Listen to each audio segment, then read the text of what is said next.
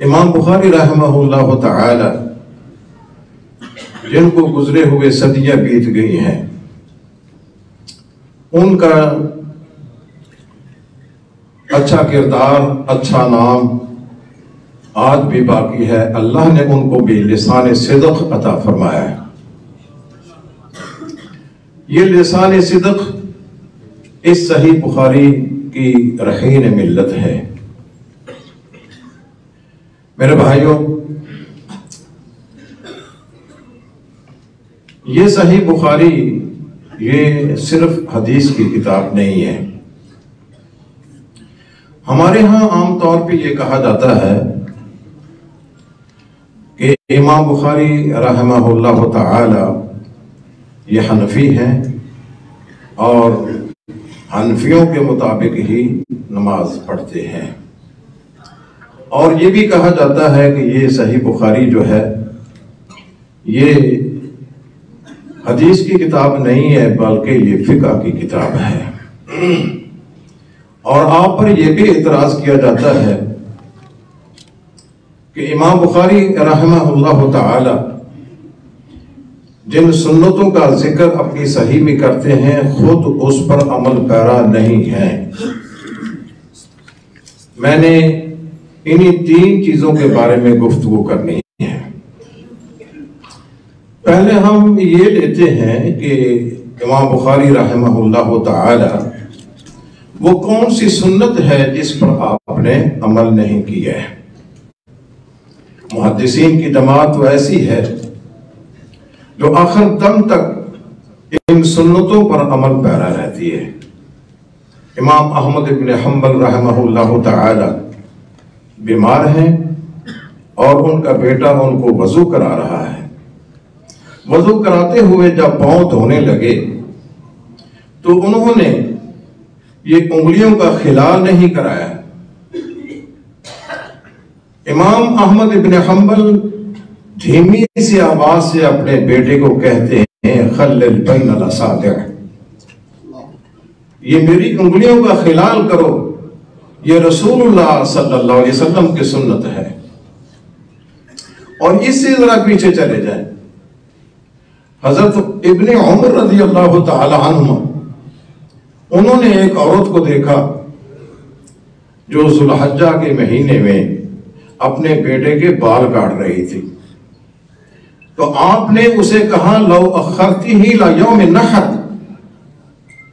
اگر تم ان بالوں کا کٹاؤ 10ویں تاریخ تک مؤخر کر دیتی تو اس سنت پر عمل ہو جاتا کہ 10ویں تاریخ کو بال کاٹے جاتے ہیں۔ یہ لوگ تو سنت پر اس قدر عمل پیرا ہوتے ہیں۔ تو یہ کہا جاتا ہے کہ امام بخاری نے ایک سنت موقدہ وَلَقَدْ أَرْسَلْنَا رُسُلًا مِّن قَبْلِكَ وَجَعَلْنَا لَهُمْ أَزْوَاجًا وَذُرِّيَّةً، ہم نے آپ سے پہلے رسول بھیجے ہیں اور ان کی بیویاں بھی تھیں، ان کے بچے بھی تھے، اس پر خود عمل نہیں کیا ہے۔ میں سمجھتا ہوں کہ اس سے بڑھ کر کوئی سفید جھوٹ نہیں ہے، اس لیے کہ وہ چند ایک مورخین کی باتوں کو دیکھ کر یہ اندازہ کر لیا جاتا ہے۔ کچھ مورخین نے یہ ذکر کیا ہے کہ امام بخاری نے شادی نہیں کی ہے، اس نے اپنے نرینہ اولاد کو نہیں چھوڑا ہے۔ اگر کسی چیز کا ذکر نہ کیا جائے تو اس کا مطلب یہ نہیں ہے کہ انہوں نے اس پر عمل نہیں کیا ہے۔ عدم الذکر لا یستلزم الذکر، کسی چیز کا ذکر نہ کرنا اس بات کی علامت نہیں ہوتی تھی کہ وہ سرے سے ہے ہی نہیں، ایسی بات نہیں ہے۔ تاریخ کی ورق گردانی کرنے سے آپ سیر اعلام النبلاء پڑھیے، امام ذہبی نے یہ ایک طویل واقعہ ذکر کیا ہے۔ امام بخاری نے ایک دفعہ اپنے خادم محمد بن ابی حاتم البراق ان سے فرمایا کہ میرا دل چاہتا ہے کہ میں تیری خدمت کروں، تو میرے پاس رہتا ہے۔ وہ عرض کرنے لگے کہ میں تو صرف آپ کی خدمت کے لیے آپ کے پاس آیا ہوں، امام بخاری رحمہ اللہ تعالی فرماتے ہیں لی جوار وامرأۃ وانت عاصب، میرے پاس باندیاں بھی ہیں، کنیزک بھی ہیں، لونڈیاں بھی ہیں، بیوی بھی ہے، اور تیرے پاس بیوی نہیں ہے۔ میں یہ چاہتا ہوں میں تجھے مال دوں تاکہ تو اپنی شادی کر لے۔ تو یہ واقعہ اس بات کی بین دلیل ہے کہ امام بخاری نے شادی کی ہے۔ تو یہ تو کوئی ضروری نہیں ہے کہ اگر تاریخ میں اس کا ذکر نہیں ہے تو ہم کہیں کہ انہوں نے شادی ہی نہیں کی ہے، یہ غلط بات ہے۔ امام بخاری کا ایک بیٹا بھی تھا، اس کا نام احمد ہے۔ اس احمد نے ایک دفعہ مال تجارت بھیجا امام بخاری رحمہ اللہ تعالیٰ عنہ کے پاس، تو انہوں نے بیچنے کے لیے ان کے پاس تاجر آئے۔ یہ بھی ذہبی کی کتاب میں یہ واقعہ ہے۔ 5000 درہم اس کا پروفٹ دیا، لیکن امام بخاری نے کہا کہ نہیں، میں اس کو اگلے دن تک مؤخر کرتا ہوں۔ پھر اگلے دن تاجر آئے، وہ 10,000 اس کا نفع دیتے۔ آپ نے فرمایا کہ میں نے نیت یہ کی تھی کہ جو کل میرے پاس تاجر آئے تھے نا، میں نے ان کو ہی فروخت کرنا ہے۔ تو اس کا مطلب یہ ہوا کہ آپ کا ایک بیٹا احمد بھی ہے۔ حافظ ابن حجر رحمہ اللہ تعالی نے الحدی الساری جو مقدمہ صحیح یہ فتح الباری کا ہے، اس میں اس واقعہ کو تفصیل سے بیان کیا ہے۔ تو اس کا نتیجہ یہ نکلا کہ امام بخاری شادی شدہ بھی تھے اور ان کی اولاد بھی تھی۔ یہ الگ بات ہے کہ ان کی اولاد صاحب علم نہ ہونے کی بنا پر ان کا شہرہ نہیں ہوا ہے، تو یہ ضروری نہیں ہوتا ہے کہ عالم محدث کا بیٹا محدث ہی بنے۔ خواہش شہارے کی یہ ہوتی ہے کہ میں عالم ہوں، میرا بیٹا بھی عالم بنے، لیکن تجری الریاح بما لا تشتہی السفن، ایسا ہوتا ہے۔ ابو غدہ احناف کے بڑے عالم ہیں، انہوں نے ایک کتاب لکھی ہے العلماء الرزاب، وہ علماء جنہوں نے شادیاں نہیں کی تھی، جنہوں نے شادی نہیں کی علم کی وجہ سے، علم کو ترجیح دی ہے۔ اس کتاب میں 20 علماء کا ذکر کیا ہے۔ ان میں امام نووی بھی ہیں جو صحیح مسلم کے شارح ہیں، اور امام ابن تیمیہ بھی ہیں، لیکن انہوں نے امام بخاری کا ذکر اس میں نہیں کیا۔ اس کا مطلب یہ ہے کہ بعض باتیں پروپیگنڈے کی بنیاد پر مشہور ہو جاتی ہیں اور حقیقت میں اس کا کوئی تعلق ہی نہیں ہوتا ہے۔ تو سب سے پہلے تو آپ اس بات کو ذہن میں رکھ لیں کہ امام بخاری ایسے نہیں ہے کہ اپنی صحیح میں کسی سنت کا ذکر کریں اور پھر اس پر خود عمل نہ کریں۔ اب دوسری یہ بات کہ امام بخاری حنفی ہیں اور حنفیوں کے مطابق نماز پڑھتے ہیں۔ ہم اس دعوے کی بھی کلی کھولتے ہیں۔ امام بخاری کے تراجم، یہ ابواب آپ پڑھ لیں، یہ مقولہ مشہور ہے کہ فقہ البخاری فی تراجمہ، کہ امام بخاری کی جو فقہ ہے ان کے تراجم میں ہے، ان کے ابواب میں ہے۔ ان کے تراجم سے ہمیں یہ پتہ چلتا ہے کہ امام بخاری کسی خاص مسلک کے ترجمان نہیں تھے، مربجہ مسالک سے بالکل آزاد تھے، جسے ہم کہتے ہیں تحریک آزادی فکر، کہ آپ نے اس دماغ کو آزاد کیا ہے۔ آپ کی اس کتاب کا محور یہ آیت کریمہ ہے، اتبعوا ما انزل الیکم من ربکم ولا تتبعوا من دونہ اولیاء۔ تم نے اس چیز کی پیروی کرنی ہے جو اللہ نے نازل کی ہے، جو منزل من اللہ ہے۔ امام بخاری کے تراجم اسی محور کے ارد گرد گھومتے ہیں۔ اب ہم واقعاتی طور پر دیکھتے ہیں، امام بخاری کی کتاب الجمعہ ہی لے لیں آپ، اس میں ایک عنوان قائم کرتے ہیں الجمعۃ فی القری والمدن، کہ جمعے کی ادائیگی شہروں میں بھی ہے اور بستیوں میں بھی ہے۔ اس ترجمے میں، اس عنوان میں ان فقہاء کی تردید کی ہے جو جمعے کی ادائیگی کے لیے شرائط لگاتے ہیں، ان کی اتنی آبادی ہو، وہاں عدالتیں ہوں، اور وہاں یہ ہو وہاں وہ ہو، وہ کہتے ہیں کہ ان دیہاتوں میں، بستیوں میں جمعہ نہیں ہوتا ہے۔ امام بخاری نے فرمایا یہ شرطیں لگانے والے خواہ کتنے ہی قد کاٹ کے کیوں نہ ہوں، وہ اساتین علم ہی کیوں نہ ہوں، لیکن اس شرط کے پس منظر میں اس کی حقیقت ہی نہیں ہے۔ یہ عنوان قائم کر کے ان حضرات کی تردید کی ہے۔ پھر سیدنا انس رضی اللہ تعالی عنہ کی حدیث کا حوالہ دیا ہے، مسجد نبوی کے بعد سب سے پہلا جمعہ جو ادا کیا گیا ہے وہ بحرین میں قبیلہ عبد القیس کی ایک بستی تھی جس کا نام تھا جواسا، وہاں جمعے کا اہتمام کیا گیا۔ وہ قریہ کا لفظ آیا ہے، اس کا مطلب یہ ہے کہ یہ قیود، یہ شرائط، یہ خود ساختہ ہیں، ان کی کوئی حقیقت نہیں ہے۔ آپ نے یہ نہیں دیکھا کہ یہ تردید کی ذات میں کون آتا ہے۔ اسی طرح امام مالک رحمہ اللہ تعالی وہ سخت بارش میں جمعے کی رخصت نہیں دیتے، وہ کہتے ہیں کہ جیسے بھی حالات ہوں جمعے کی ادائیگی ضروری ہے۔ امام بخاری نے اسی کتاب الجمعہ میں ایک عنوان قائم کر دیا ہے کہ جمعہ اگر بارش ہے، کیچڑ ہے، تو جمعے میں حاضری ضروری نہیں ہے۔ اور اس کے لیے آپ نے حضرت ابن عباس رضی اللہ تعالی عنہما ان کے ایک عمل کا حوالہ دیا ہے، الجمعۃ عزم، جمعے کی ادائیگی ضروری ہے، لیکن اگر حالات اس طرح کے ہوں، بارش پڑ رہی ہے، کیچڑ ہے اور چلنا آسان نہیں ہے، پھسلن ہے، پھر جمعے کی تمہیں رخصت ہے۔ اور اسی طرح امام شافعی رحمہ اللہ تعالی ان کا یہ موقف ہے کہ جمعہ کی ادائیگی کے لیے کم از کم 40 آدمی ہونے چاہیے۔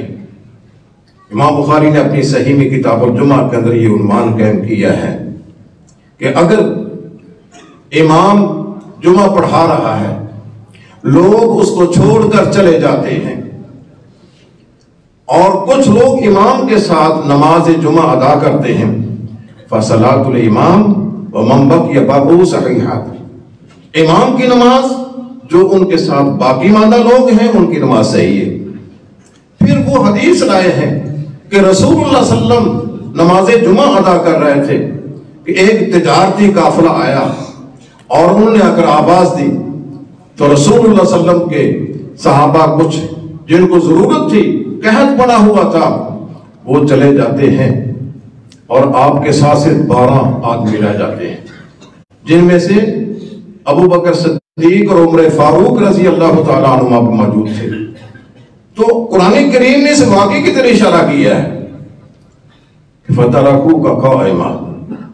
امام بخاری نے یہ ثابت کیا ہے کہ اگر 12 آدمیوں کے ساتھ جمعہ ادا کیا جا سکتا ہے تو 40 آدمیوں کی شرط لگانا معنی دارت ہے۔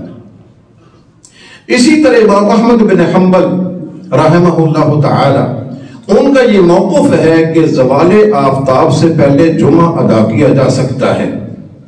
امام بخاری نے اسی کتاب الجمعہ میں ایک عنوان قائم کر دیا کہ جمعہ اس وقت ہوگا جب زوال آفتاب ہو جائے گا۔ پھر سیدنا انس رضی اللہ تعالیٰ عنہ کی حدیث ذکر کی ہے کہ رسول اللہ صلی اللہ علیہ وسلم اس وقت جمعہ ادا کرتے تھے جب سورج ڈھل جاتا تھا۔ تو یہ میں نے 4 مثالیں اس لیے دی ہیں تاکہ آپ کو پتہ چلے کہ امام بخاری موجودہ مسالک میں سے کسی ایک مسئلے کی ترجمانی نہیں کرتے ہیں، بلکہ آپ نے تحریک آزادی فکر، مسائل کا اتفاق ہو جانا یہ ایک الگ بات ہے، لیکن آپ کسی کے مقلد نہیں ہیں۔ کتاب و سنت پر آپ براہ راست ان سے مسائل کا استنباط کرتے ہیں۔ اس بنا پر ہمارا یہ ذہن ہے کہ امام بخاری حنفی نہیں ہے، اگرچہ لوگوں نے کہا کہ امام بخاری حنبلی ہیں یا امام بخاری شافعی ہیں، لیکن امام بخاری کے یہ تراجم ہیں وہ اس حقیقت کا انکار کرتے ہیں۔ امام بخاری نے جو فقہ مرتب کی ہے نا، وہ اس آیت کی ترجمانی کرتی ہے کہ اتبعوا ما انزل الیکم من ربکم۔ اور اسی طرح اب ہم آخری بات کو لیتے ہیں، کیا امام بخاری کی کتاب فقہ کی کتاب ہے یا حدیث کی کتاب ہے؟ ہم کہتے ہیں کہ یہ فقہ کی کتاب ہے، اور آپ کو پتا ہونا چاہیے کہ فقہ کی دو قسمیں ہیں، ایک ہے فقہ الرائے اور ایک ہے فقہ الحدیث۔ امام بخاری کی کتاب فقہ الحدیث ہے، اور فقہ الحدیث کا مطلب یہ ہے کہ اس حدیث سے براہ راست مسائل کا استنباط کرنا۔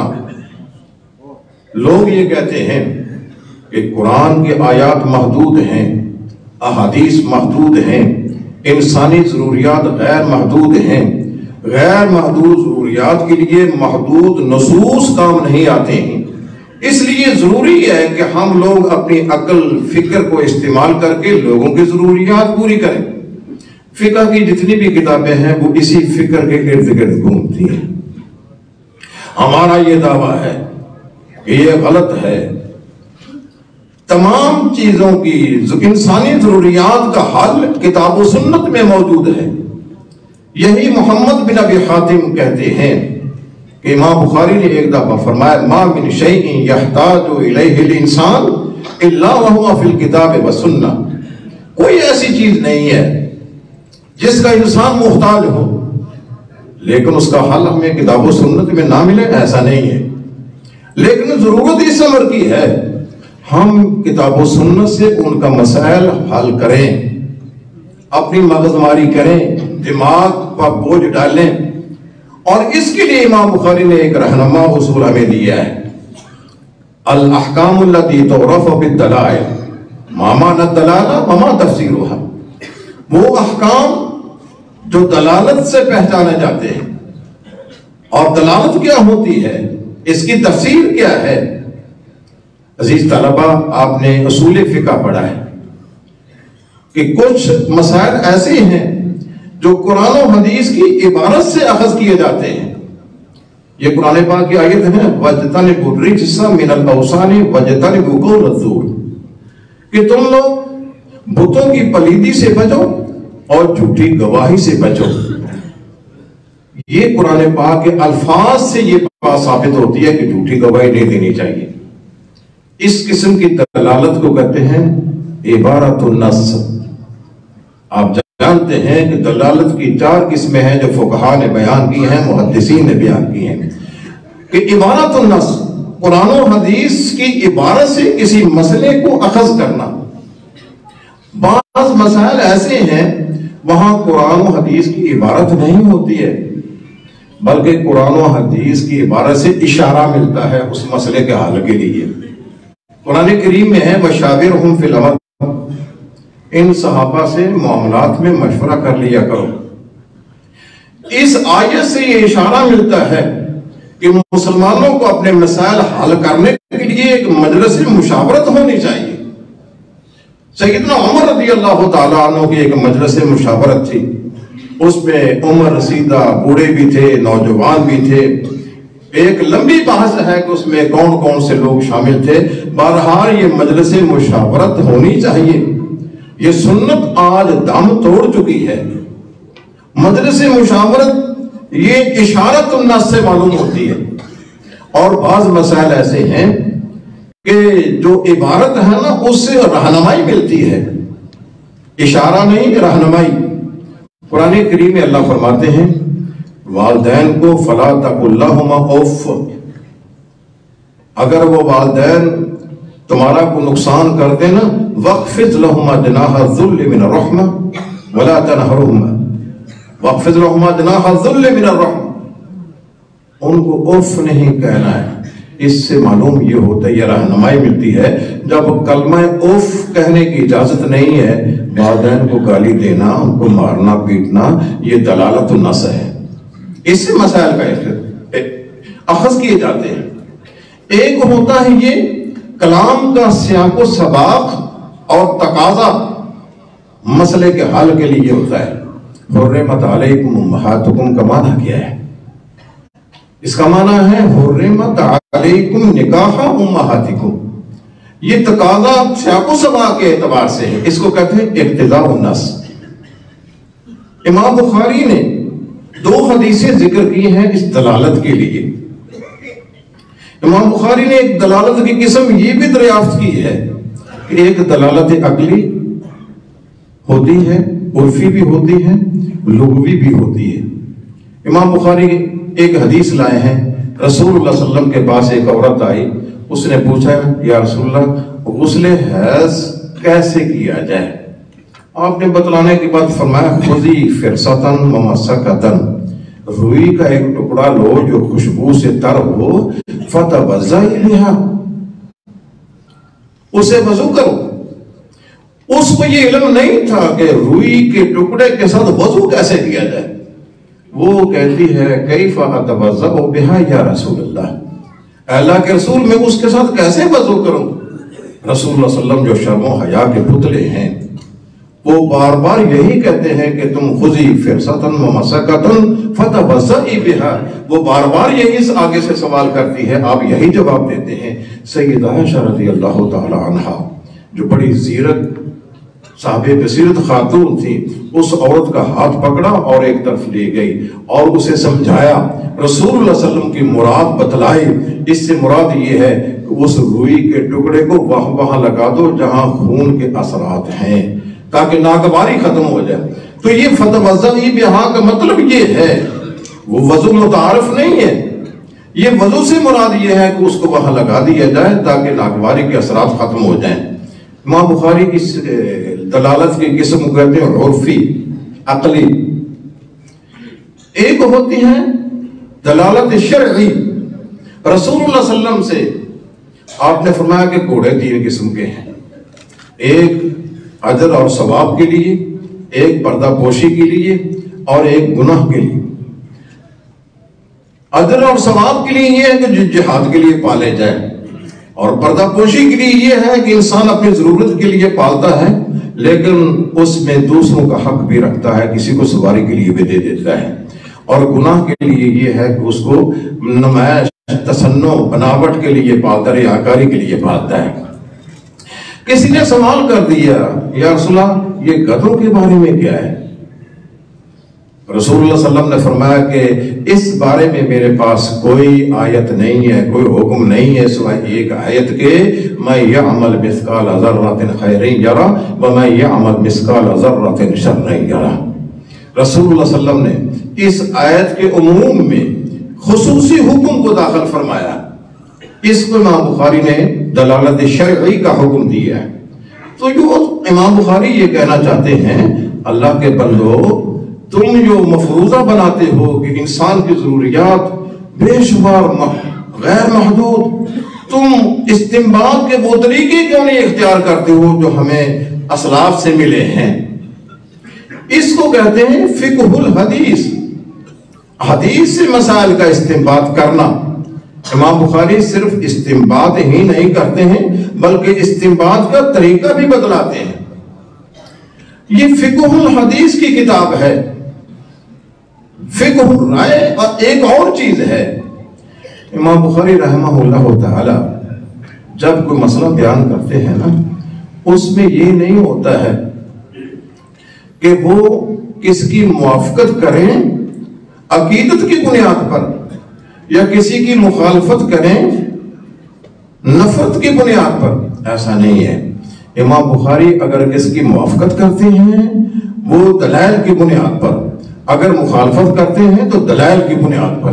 یہ نہیں ہے کہ انسان تعصب میں آ کر کسی کی مخالفت کرے اور تعصب میں آ کر عقیدت کی بنیاد پر آ کر وہ کسی کی موافقت کرے۔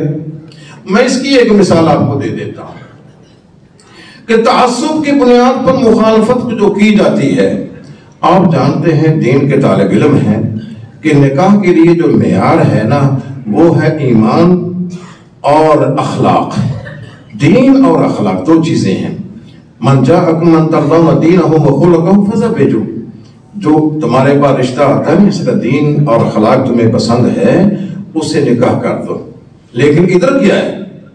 جو مخالفت تعصب کی بنیاد پر ہے، آپ دیکھیں یہ فتاوی بزازیہ ہے اور اس میں یہ لکھا ہے کہ شافی جو ہے نا اس عورت سے نکاح کیا جا سکتا ہے، لیکن ایک حنفی عورت سے شافی کا نکاح نہیں ہو سکتا ہے۔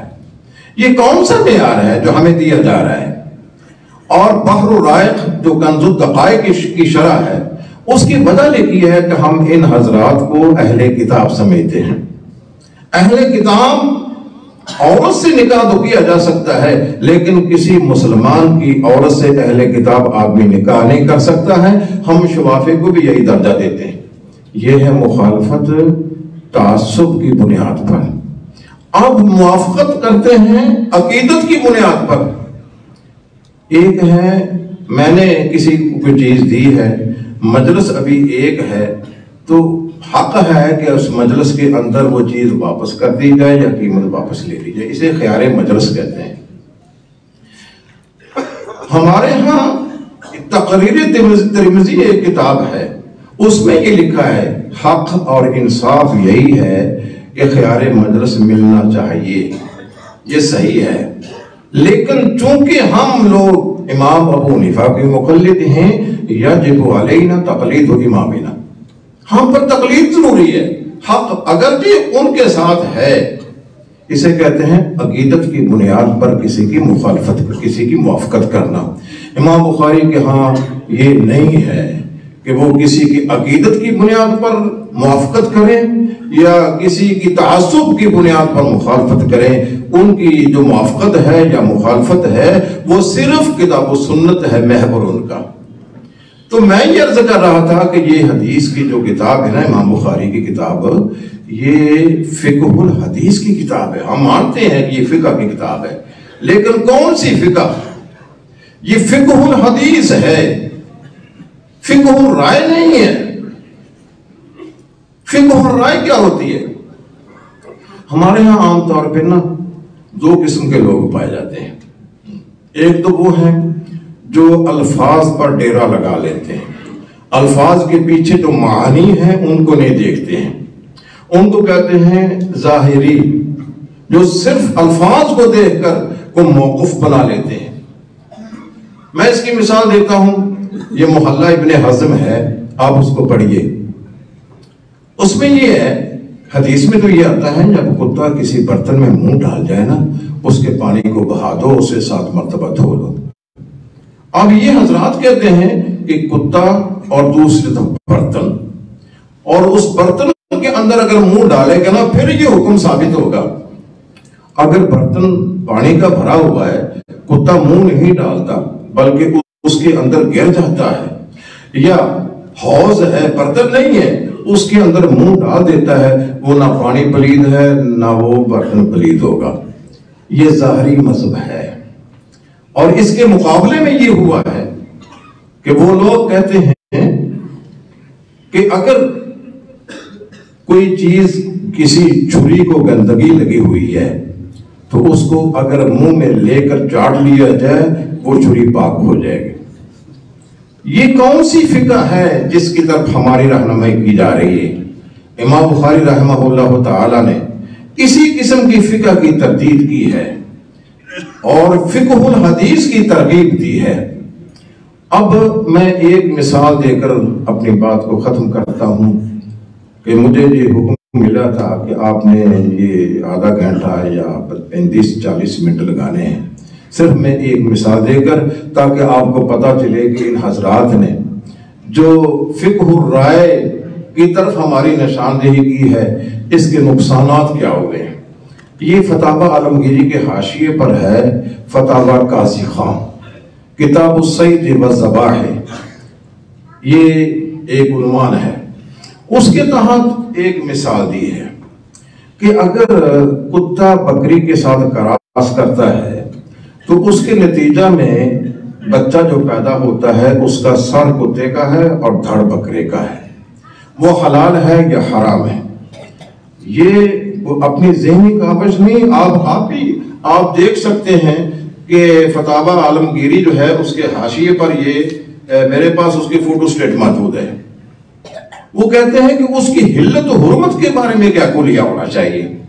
وہ کہتے ہیں اس کے لیے الیہ یہ ہے کہ اس بکرا جس کا سر کتے کا ہے اور دھڑ بکرے کا ہے، اس کے سامنے گوشت بھی ڈالو اور چارہ بھی ڈالو۔